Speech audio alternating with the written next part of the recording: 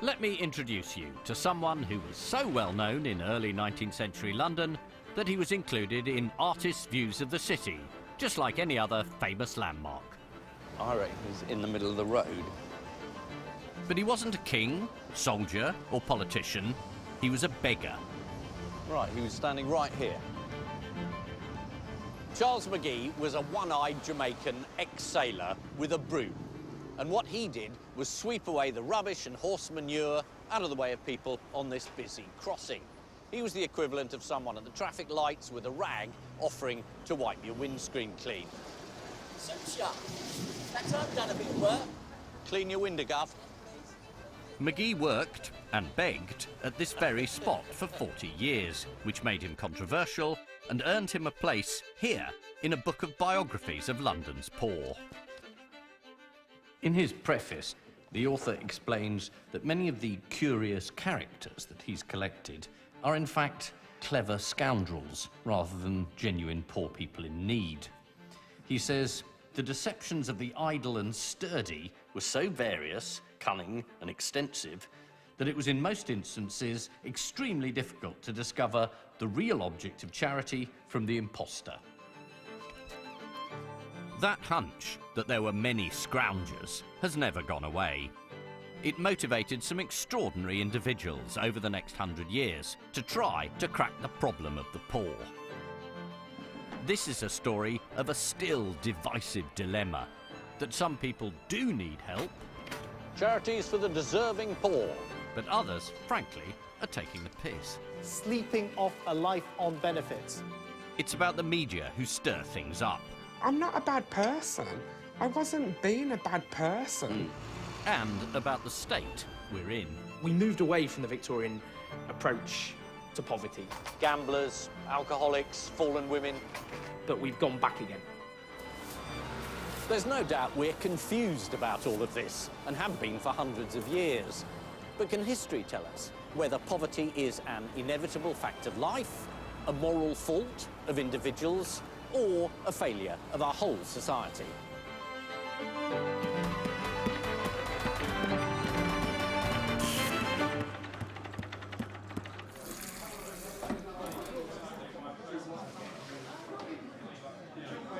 Benefits, what to give, what to cut. It's a massive issue in Britain today, where certain strong opinions will always come up. It's unfair that those in work should be paid less than those on benefit. You can't just stand by and do nothing to help people in need.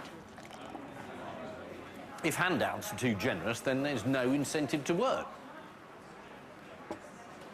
The truth is, this isn't a new argument. It's been around for centuries. But what are its implications for the way we tackle poverty today? Well, to answer that, we have to go back to the 1830s, to the man who made these public opinions public policy. He was one of the prime architects of the notorious workhouse system, Edwin Chadwick. Chadwick was geeky, pernickety, cantankerous, and also a brilliantly original thinker. As a dedicated civil servant, he's remembered as one of the greatest bean counters of the 19th century, said to be the only man who'd actually counted the rats in London's prisons. Well, the thing about the Victorians is they thought they were terribly rational and scientific. You know, this was this great age of reason, and everything now suddenly could be solved with rational solutions, and good, decent, educated, rational men just sat down in a room and sorted everything out. And that's how they approached the world. Chadwick's progressive ideas were heavily influenced by Jeremy Bentham, the godfather of Victorian rationalism. His table of cases calling for relief, found among Chadwick's personal papers, shows a systematic attempt to classify all the different types of poor people. He starts with people who you can see he's reasonably sympathetic to, those who are infirm in mind, those verging towards idiotism. There's people who've lost work. He talks about canal diggers on completion of the canal. He lists gardeners who can't work because they're in a time of long-continued frost. and also a category of immigrant foreigners driven from home in multitudes, all at a time. Got to find some way to cope with them. Then there are people who he's clearly less sympathetic to, inability to work through badness of character. And here we have thieves, habitual beggars, vagrants, gypsies, and prostitutes.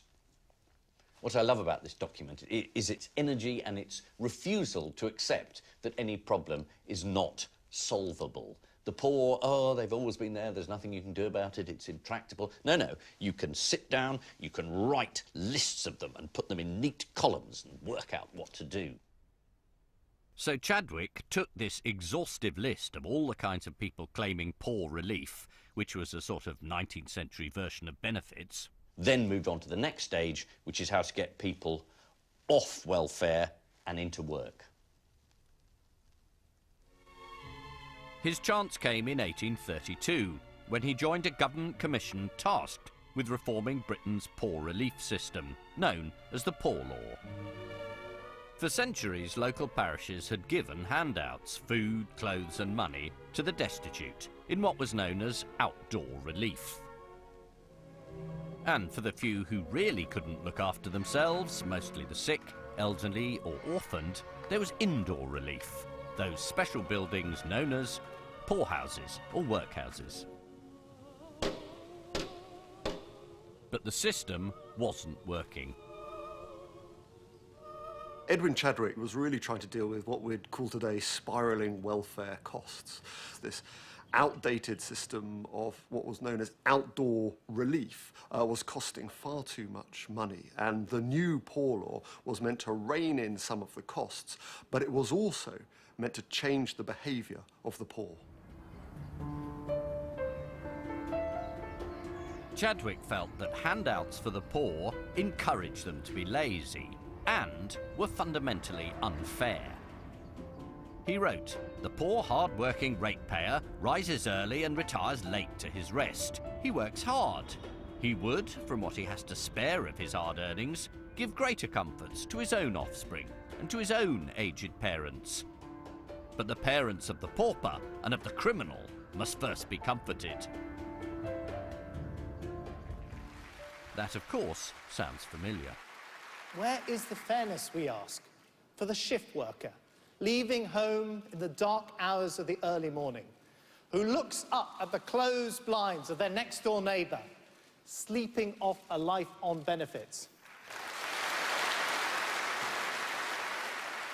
The vast, vast majority of people would like to get on, improve their lot, and have their kids do well, if not better than they are doing.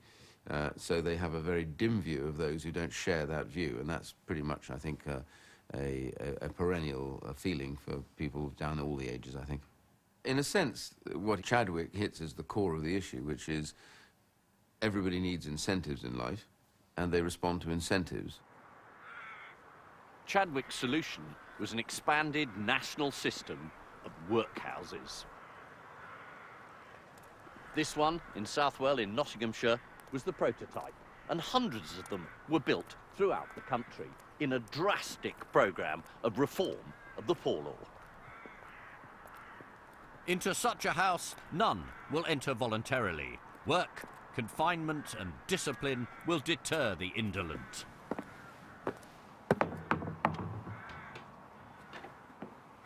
From now on, the only help the poor were meant to get was on the inside.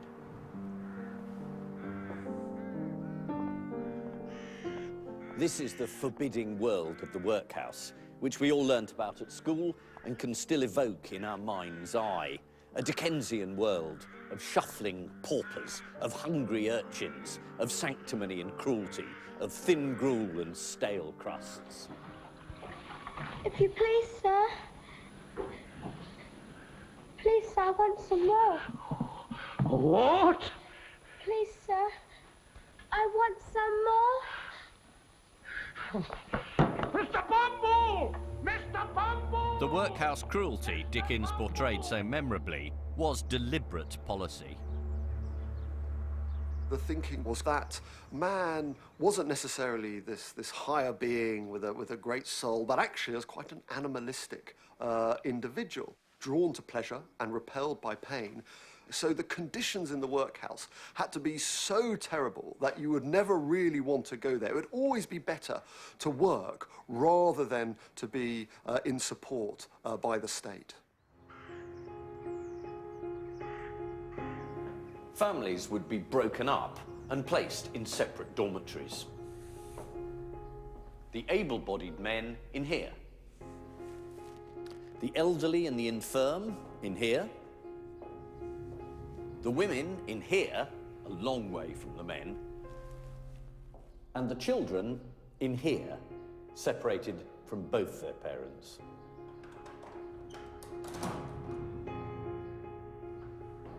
And almost everyone was put to work, recycling rope, making glue from old bones, or breaking rocks, for which they weren't paid a penny.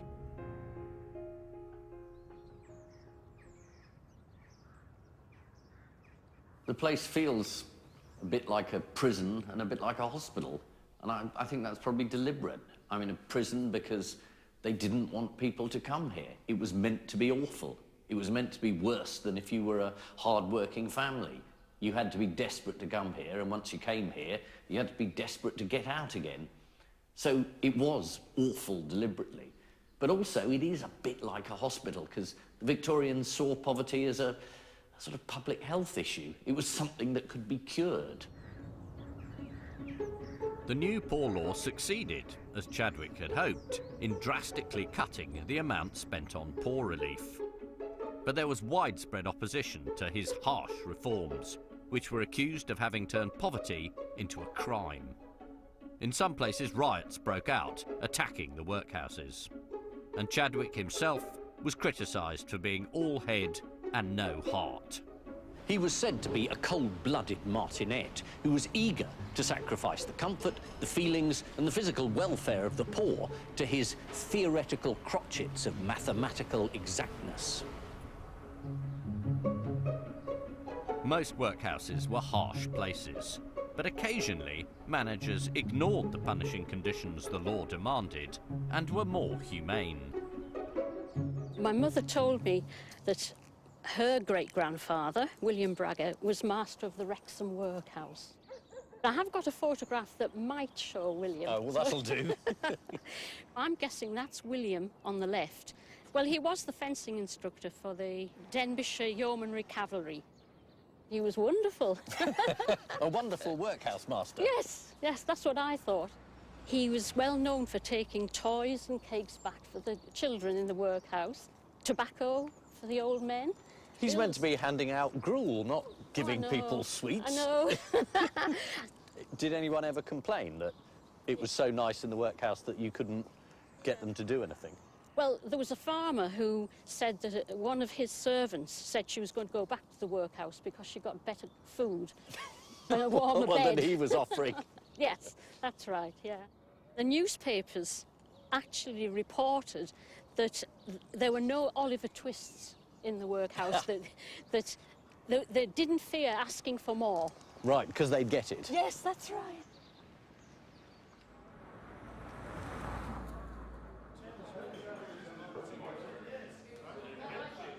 I suppose the moral of the story is that the British public isn't always as strict and as judgmental as the rhetoric that appeals to it. So they hear that someone's going to sort out the problem and make sure you're poorer when you're not working than when you're working, and all this sounds terrific. And then they're confronted by the reality, say, in the workhouses, and they say, this is appalling. I mean, this must be stopped. And then the compassion kicks in. Even ultra-rational Chadwick had his compassionate side. He realised that the biggest budget savings of all would come from a healthier population, and became the driving force behind sanitation reforms that would bring better sewers and clean water for everyone. Edwin Chadwick was clearly obsessive and opinionated, but he was committed to what we in modern jargon would call investing in people, not just giving them a handout, but creating conditions in housing, health and at work in which they could thrive. Obituaries rarely put the boot in, and this one in the Daily News of Monday, July the 7th, 1890, is no exception. goes through all his achievements, makes a Victorian joke.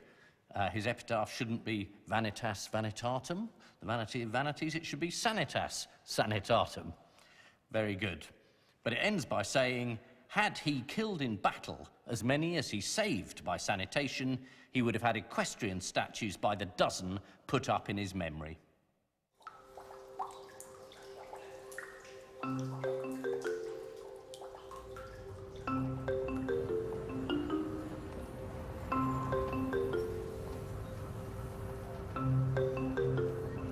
What are you filming then today? Well, it's a documentary about British attitudes to the poor. I'm certainly not the first journalist to go poking around this subject. Do you believe all the stuff in the media about scroungers living on benefits? Well, you read so much about it, but funny enough, there's a couple down my street who actually, ever since I've been living there, have never worked a day in their life, and they're a lot younger than me. So would you cut the benefit? There's a certain part of me that wants to crack down, but I wouldn't cut it to everyone, no, actually. There's people that are out of work, and it's no fault of their own. You're a perfect picture of confusion. I certainly am at times, I'm sure. When the British public are confused about this, they usually turn to the media. Back in 1866, a tenacious British journalist drove in a taxi carriage in pursuit of a story that would spark the debate.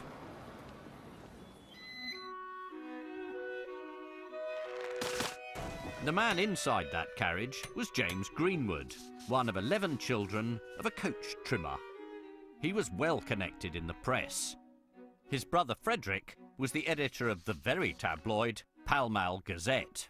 And James himself wrote rip-roaring adventure stories like The Bear King, Wild Sports of the World, and Curiosities of Savage Life. It was a different type of savage curiosity that James Greenwood was investigating that night in 1866. His brother Frederick, like all editors, was worried about circulation figures, and those of the Pall Mall Gazette were on the way down. His solution? To get his brother to write a sensational piece called A Night in the Workhouse. The big idea was to take a new, immersive approach. James Greenwood got out. He looked dirty, unkempt, poor. Not because he was a journalist, but because he was in disguise. He wore a filthy long black coat, and underneath, the typical rags of a Victorian pauper. He was Britain's first undercover reporter. Can I have a receipt, please? Greenwood had come to spend a night in the casual ward of the Lambeth workhouse. As he wrote, there to learn by actual experience how casual paupers are lodged and fed. This is the first of James Greenwood's three-part sensational expose of his night in the workhouse. It's written in beautiful first-person tabloidese in an attempt to grab and distress his readers.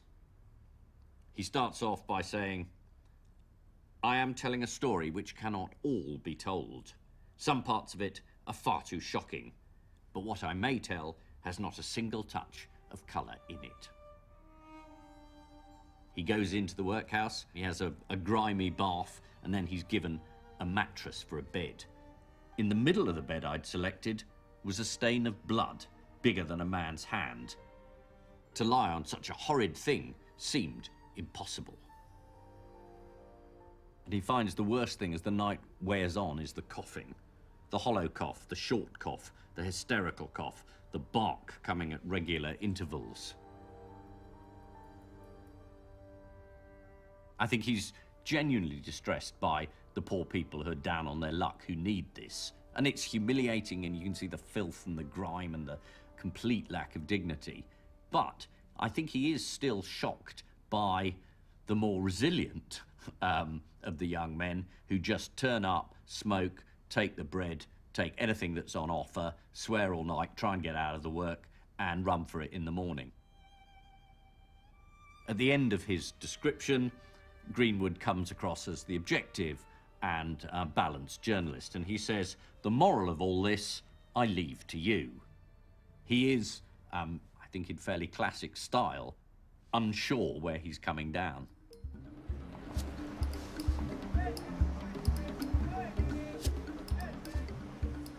Greenwood's article was lapped up by the public, and it was reprinted again and again, taking on a life of its own.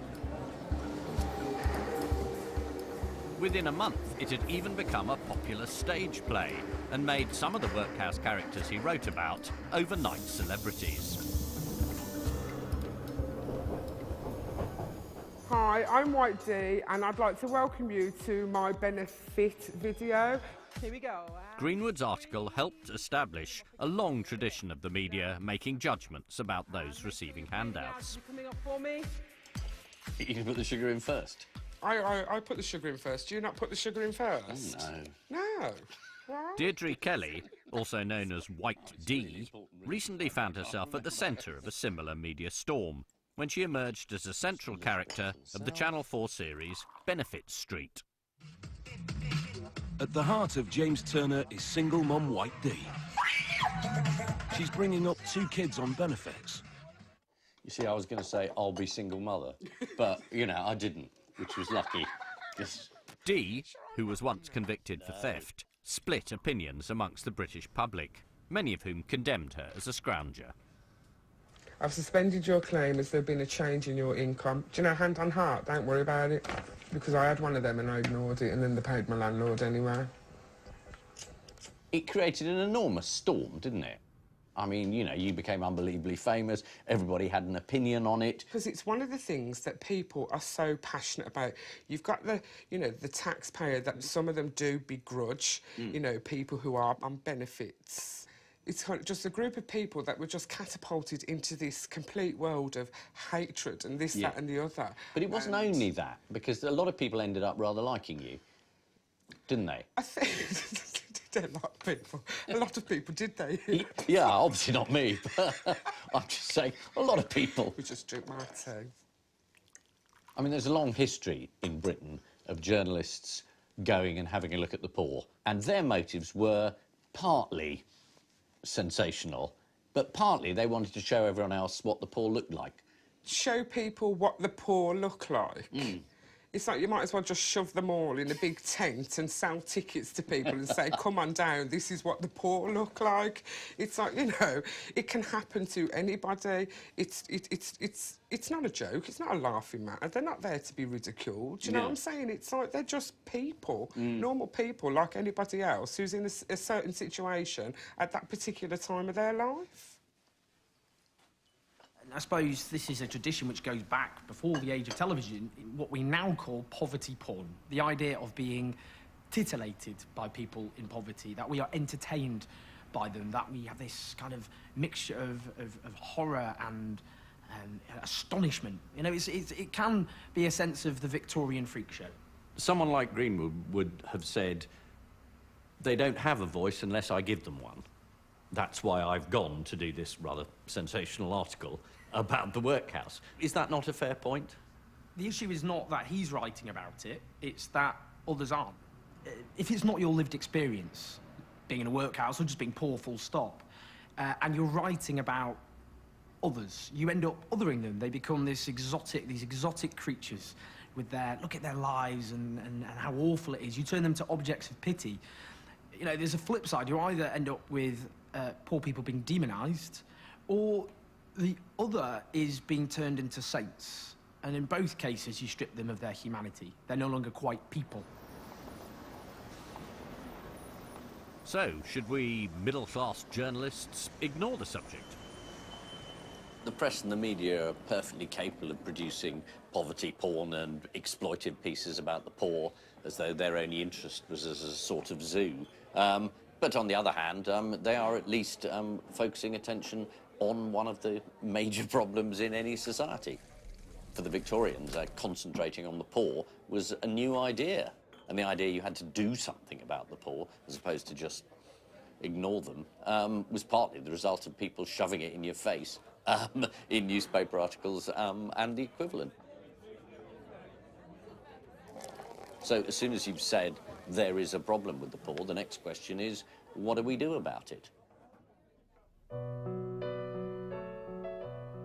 For some, the answer is charity. Following Greenwood's article, it became fashionable for the better off to go and see how the poor lived, driven both by curiosity and by deep moral purpose. There was at the heart of the gilded middle-class life this sense of sin. This notion of the wealth and riches of late Victorian life was built upon the terrible urban slavery of those working in the cotton industry in Manchester, the pot banks in Stoke, the docks in Liverpool. And in order to alleviate this sin, well, something had to be done about the poor. A culture of philanthropic do-gooding led to voluntary organisations springing up across the country. This is one of them, the Providence Row Night Refuge for deserving women, men and children. On a winter's night, there was cocoa, bread and a bed for up to 300 people. There was even a giant foot bath, which could accommodate 12 pairs of tired feet. And this sort of charity was happening on an enormous scale. There were institutions for every conceivable niche. Shipwrecked sailors, homeless cabbies, orphan girls, lame painters, a reference to their disability rather than the quality of their work. But the tricky question with charity is always, who do you give it to?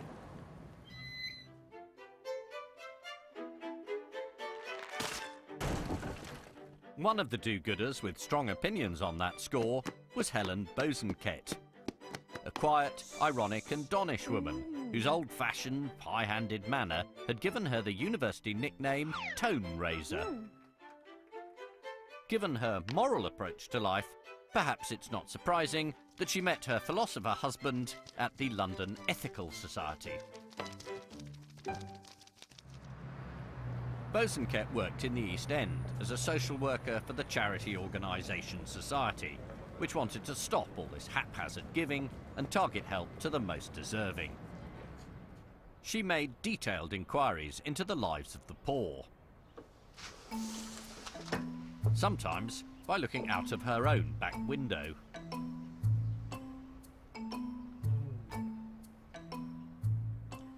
She wrote, "I am fortunate in commanding the survey of 5 or 6 of these gardens.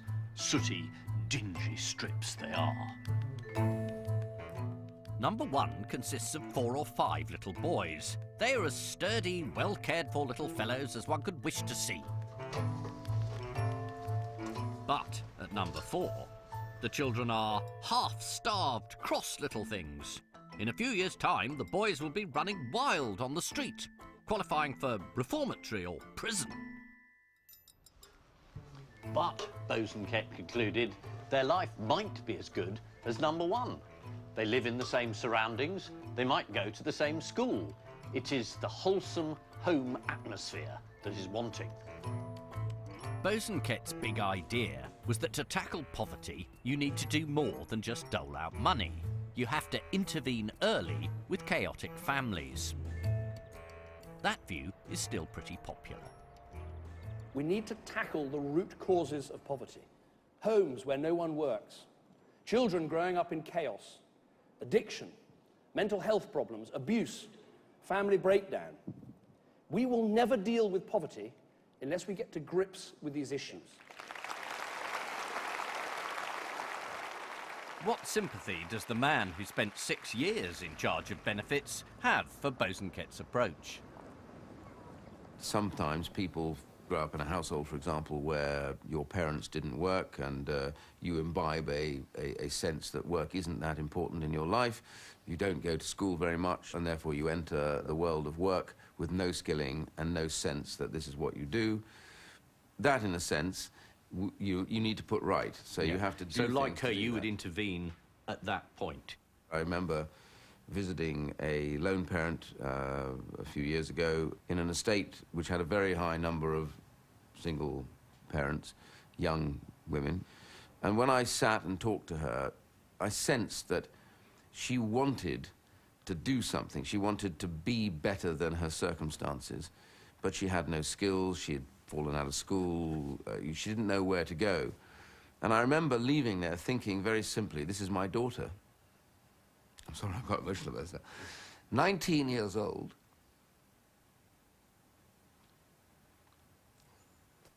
My aspiration for my daughter was boundless. And here I'm sitting with a 19-year-old girl who had written off her life and had no aspiration and no self-worth.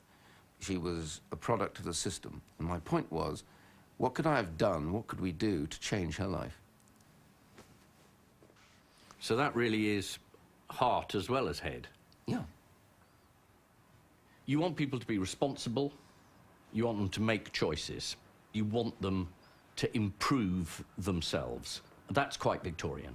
You want people to make every step of the way as much as they can to be able to then be masters of their own fate, not leaving me as master of their destiny. Yeah, Helen Bosanquet would love this. Exactly.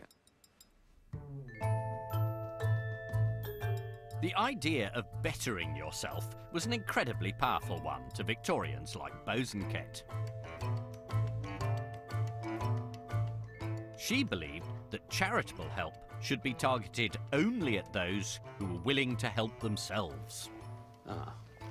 Mind management. It was down to each individual to make a success of their own life. Alistair Campbell, winners. And here it is, the one that inspired all the others, that launched the entire genre. Samuel Smiles's Self-Help, first published in 1859 and still in print. The idea of self-help was hugely attractive to the Victorians, who turned this book into a major bestseller. It contained a series of inspiring portraits of go-getters who'd pulled themselves up by their bootstraps from humble beginnings to become high achievers. Idleness is the curse of man, said Smiles, while labour is an honour and a glory. Smiles's mantra was industry and thrift. You worked hard and you saved, preferably in a savings account, and that prevented you from becoming poor. It was basically this idea that if you do well, then that shows you a good, thriving individual, and if you fail, well, that's your own fault, and you've brought it on yourself. Self-help is very convenient for justifying inequality, because inequality looks quite irrational. You know, why should some people live incredible, luxurious lives while other people live in such abject poverty? But if you say, well, the people at the top deserve to be there. They work harder, they're more intelligent, they're brighter. The people at the bottom, on the other hand, they're stupid, they're feckless, they're lazy. That's a convenient way of saying inequality is deserved.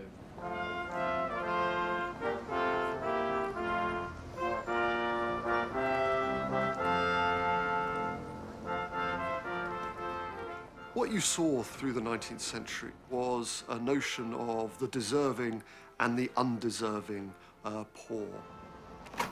Collecting for the poor, both deserving and undeserving. There were those who were wantonly unwilling to work and support themselves, and there were those who had fallen on hard times. And charitable relief had to make a distinction and a difference between the two types of poverty. You have to decide whether to give money to the deserving poor, the industrious, workers, old people, orphans, or the undeserving poor. Gamblers, alcoholics, fallen women.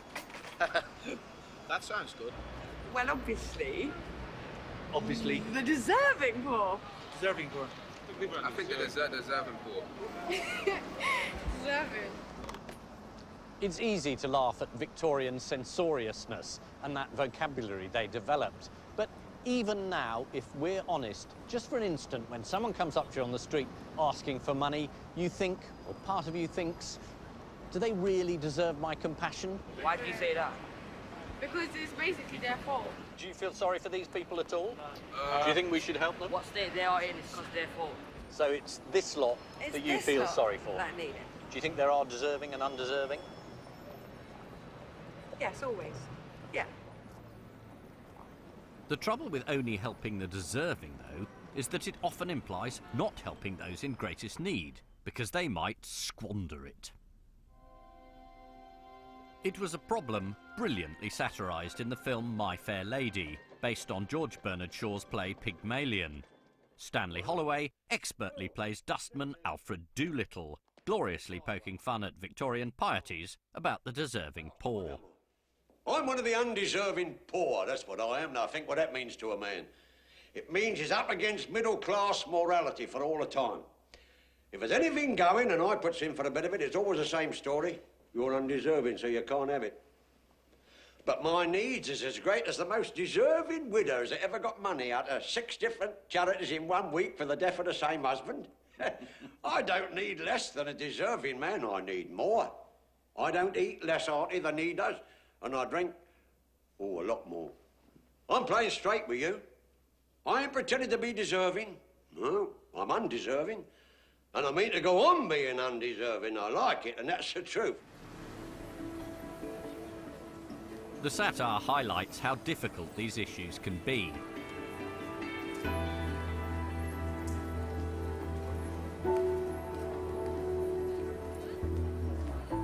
I'm going to a St Mungo's shelter for the homeless to hear from some of those who've been on the receiving end of such attitudes.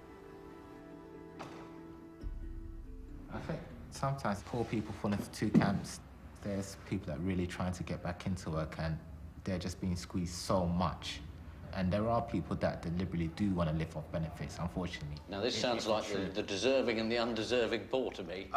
Yeah, well, you get people trying it on all over the place. You know, they don't have to be homeless to try it on. You know, this is true. You know, just be wanting a bit of crack or something like that. You know, I don't think it takes away from the fact that people need help. You know? I don't think anybody would have chosen to be homeless. You know, that's something that, unfortunately, life throws at you, is how you deal with it. And that's the thing, some people know how to deal with it and some people don't. And the people that don't fall into that spiral. Some fall into drugs, some fall into alcohol, prostitution, who knows, you know. They've had a really hard life, and for you to start saying, trying to look over them and lord it over them, thinking, oh, you should do this, you should do that. How dare you? I've been on the streets recently, and I couldn't get a hostel place because I'd been accused of an assault, which was fabricated, and for a whole year. And I had lung cancer at the time, and they wouldn't give me a hostel place because the court case was pending, and I was sleeping on a derelict houseboat on the canal, and then it went to court, and the guy didn't even turn up. And then within a couple of days, I had a hostel place. You know, so you know, was I deserving or undeserving? I don't know. You know. I think a lot of people in modern Britain still have an inner bosunket that wants to give the moral high ground to those who work hard and those who play by the rules. Yet they're less certain than she was that those who don't survive, who can't thrive, are somehow immoral. I don't think anyone deserves to be poor. I'd probably veer more towards the deserving poor, but I also have sympathy for drunks and alcoholics, etc. I would absolutely give £1 to each, and it's impossible to determine whether someone's conditions are a product of their own behaviour, or as a product of their mental health, or of the situation they found themselves in.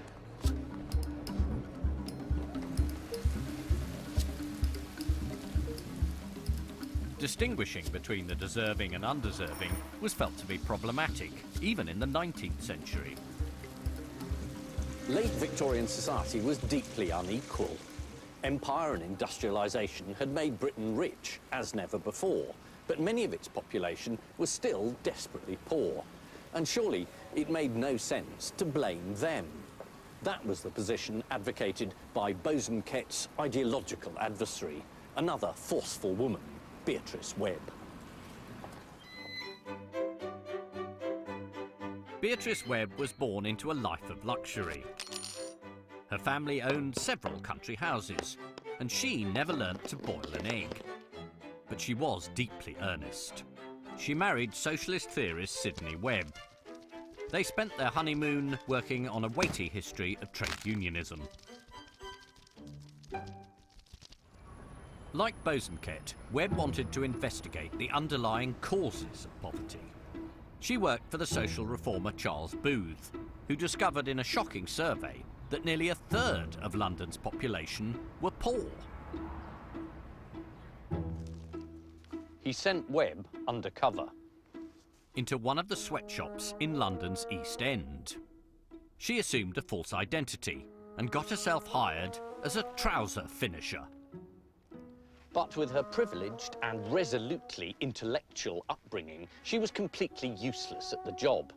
She had to leave after 4 days to avoid being unmasked as an imposter or fired as an incompetent. Still, her experiences led her to observe that the poverty she encountered could not be blamed on individuals. It wasn't their fault they were poor, it was society's. Beatrice Webb rejected the idea of trying to distinguish between the undeserving and the deserving poor. As far as she was concerned, there was no room for morality in a discussion about unemployment. She said poverty is not due to a weakness of individual character, but is a failure of social structure and economic mismanagement. Charity and do-gooding could never be enough, thought Webb. Instead, she believed the state should provide an array of centralised services, from labour exchanges to old age pensions.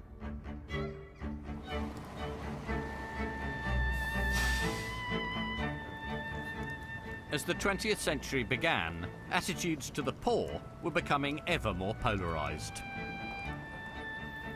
So what did the government decide to do? What governments always do in the face of a controversial issue that divides public opinion. It set up an inquiry. In 1905, a new Royal Commission on the Poor Laws was appointed, just like Edwin Chadwick's over 70 years earlier. This time, both Webb and Bosanquet were among the commissioners asked to give their advice to government. Thousands of visits and interviews were conducted and nearly 50 volumes of evidence produced. But Bosanquet and Webb could not agree. For Helen Bosanquet, the origins of poverty were basically moral. For Beatrice Webb, the origins of poverty were basically economic.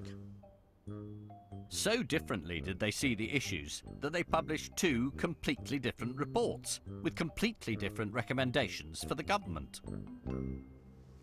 Bosanquet proposed an outdoor relief system, mainly run by private charity, which was thousands of volunteer social workers descending upon the houses of the poor in order to help them and train them out of poverty. Webb, meanwhile, proposed a sort of prototype welfare state with separate government departments running education, employment, health and pensions, with a national minimum of benefits available so that people could be kept out of poverty. Bosanquet felt that Webb was the thin end of the communist wedge. She sarcastically asked, "Will there be a department for boiling kettles for old women, thus obviating the need for neighbourly kindliness?" It was a philosophical battle between the mid-Victorian vision of the night watchman state, the minimal laissez-faire, let alone, stand on your own 2 feet, self-help state, and the much stronger vision for the later 19th century that both local government and central government had a role to play in helping the poor. And people like Helen Bosanquet were adamantly opposed because this would just create a culture... a culture of dependency, a culture of dependency, where people wouldn't stand on their own 2 feet, wouldn't look after their children. And that's always been, I think, the battle in welfare thinking. Faced with this battle, the government chose a third way. They introduced a new national insurance scheme aimed at helping workers who are temporarily unemployed.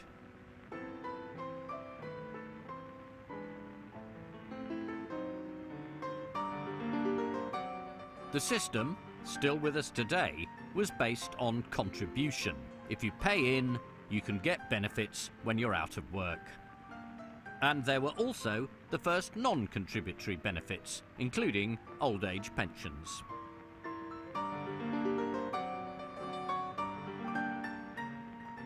Deserving or undeserving, the state judged far less. These new benefits were hailed as a breakthrough towards a new, progressive and more democratic world.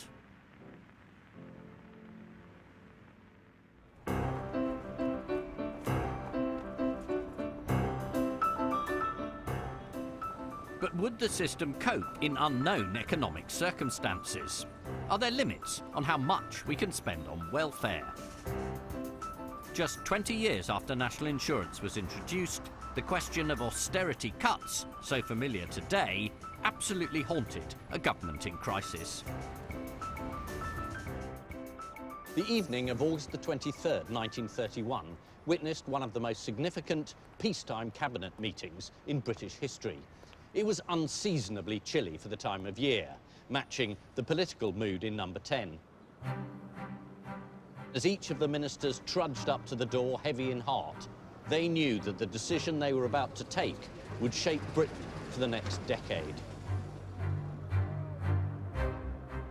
The man at Number 10 was Ramsay MacDonald, and his government was Labour, a young political party voted into power by working-class men and women, many with the vote for the first time. But it was the worst possible moment for Labour to realise their dreams. As the Great Depression set in, the Bank of England warned that national bankruptcy was near. Ramsay MacDonald looked round at his cabinet that evening and told them there is no alternative. It has to be austerity. Drastically cutting assistance to the poor, who were self-evidently the victims of economic forces beyond their control, was, he acknowledged, a negation of everything the Labour Party stood for. But, he went on, he was absolutely satisfied that it was necessary in the national interest to implement these measures to secure the country. The cabinet now had to choose which side they were on. For one of them, the decision would be particularly uncomfortable. She had come an extraordinarily long way in a life of struggle. A tough iron lady known as Maggie. Over 40 years earlier, at the age of just 14, Margaret Bonfield had left her large, working-class family in Somerset to work as an apprentice shopgirl in Brighton. By saving carefully, in a few years, she'd earned enough to fund a move to London. For the next 3 months, I was nearer to starvation than at any time since, she later wrote. I have taken the whole of Oxford Street, going into every shop on the chance that there might be a vacancy. I learnt the bitterness of a hopeless search for work. Eventually, Bonfield did find a job, but it was awful. Fed up with long hours, poor pay and grim working conditions, she joined the Shopgirls Trade Union, the NAU-SAWC, the National Amalgamated Union for Shop Assistants, Warehousemen and Clerks, and she committed herself to fighting for a better deal. From here, Bonfield's story transforms from one typical of so many working-class women of the time, of the daily struggle to make ends meet, to an absolutely extraordinary one. With a ruthless determination, she pursued her cause and rose through the ranks, becoming the first woman to be elected to the TUC executive, the first female chair of the TUC, and eventually one of the first 3 women MPs.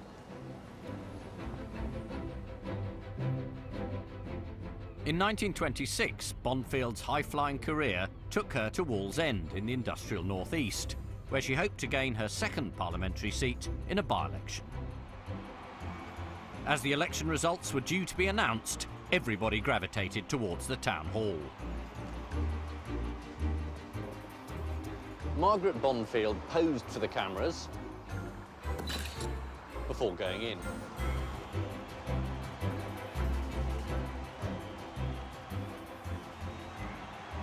and went upstairs to the balcony where, with her rivals, she waited for the results of the election.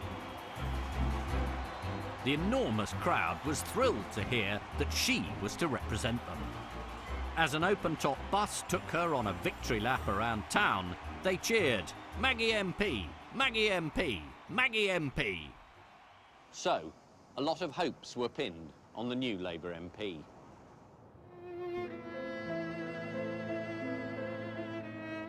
Within months, their faith would be tested. Although in opposition, Bonfield was appointed to a committee investigating the abuse of national insurance benefits. To reduce costs at a time of high unemployment, a controversial test had been introduced. Claimants had to prove that they weren't skiving.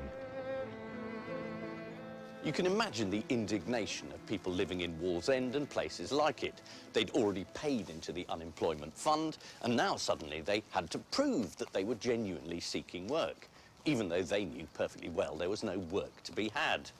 It felt like another subjective moral judgment on their character, a return to the Victorian idea of deserving and undeserving poor all over again. Assessors were sent in, essentially snooping, asking people to report on their neighbours. You could appeal to the umpire, very British idea, he'd ensure fair play, but in some areas, up to a third of all claims were dismissed. But Margaret Bonfield, surely, with her history and background, would be on the side of the hard-up unemployed. Her first instincts were to sympathise with the plight of her constituents, but Bonfield was convinced that when times were tight, compromises were necessary. The committee recommended keeping the genuinely seeking work test and cuts to unemployment benefit, and Bonfield signed her agreement. Bonfield's old supporters felt utterly betrayed. She was speaking at the National Conference of Labour Women, and she was heckled. A woman who has been a member of the working classes and has forgotten their struggle to make ends meet has betrayed the workers. Well, how would Mrs. Bonfield like to live on 8 shillings a week? Our class has been let down by its own people. But that was under a Tory government. From 1929, Labour were in power, having promised to provide more generous benefits. And Bonfield became Britain's first ever woman in the cabinet as Minister for Labour.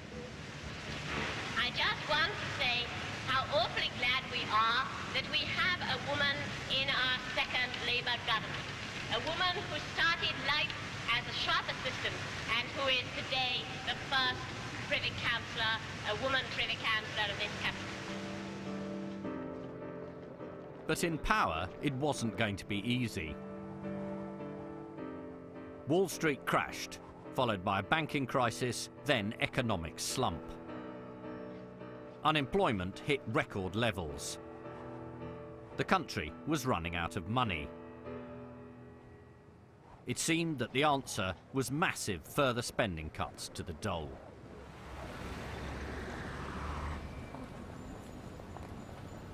So here we are back where we started, at Ramsay MacDonald's crisis cabinet meeting in August 1931. The first time a Labour government explicitly had to try and square its ideals with the harsh realities of an austerity budget. The cabinet was split. Few could stomach the proposed cuts. Which way would Maggie turn? Bonfield, believing it to be in the national interest, voted for the cuts. For the shop girl made good, it was career suicide. Unable to agree, the government collapsed. Bonfield lost her seat at the next election and never returned to Parliament. You have to sympathise with Margaret Bonfield. I mean, that is the ultimate dilemma for a politician who seeks power, gets into power and finds that the economy doesn't allow you to make the changes in the way that you would like to make them, because at the end of it all, you know, a government is only as good as the economy allows it to be. You can be as big-hearted as you like. You can want to eliminate poverty, but people will only trust you to do it if they also trust you with the public finances.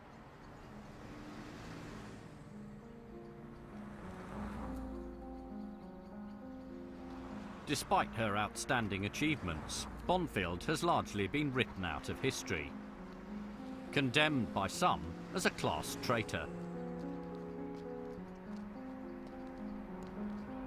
Now I'm here to try and find out if anyone still knows who this is.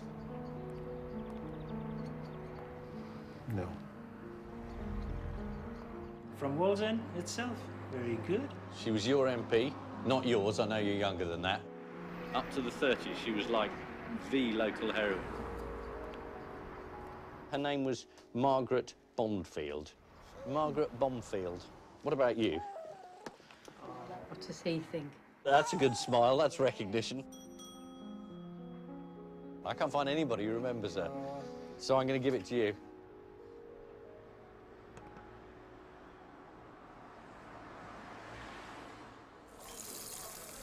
The Margaret Bonfield story is rather sad in a sense, because it questions what happens at the outer limits of generosity. What if there is no money left? What if you have made a point of saying, this is the class I come from, I know that these people are on the whole decent and deserving of support, and there just isn't any money. I mean, this is, you know, what happens to governments throughout history, presumably. They hit a point where they have to make choices. And those choices will be, who do I give this money to? And the only answer to that is I give it to the people who I think are the most deserving. Even if you don't accept any of those categories, that's what you end up doing.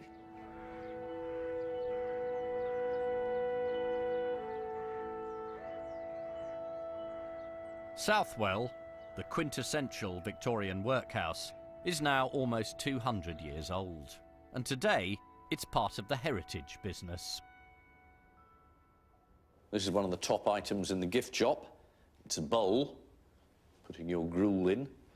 But on the side of it, printed all the options of what you could be. Blameless and deserving, idle and profligate, or just old and infirm. Anyway, for £9 for a bowl, you're not going to be poor if you're buying it. Even after the arrival of the post-war welfare state, with its principle of care from cradle to grave, Southwell continued to play a role. It was used to provide shelter for those in need well into the 1970s.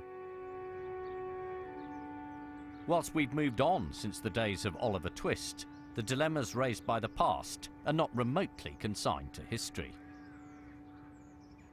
No one's seriously suggesting we bring back the workhouses, but they are an extreme symbol of the contradictions that are still inherent in our attitude to poverty.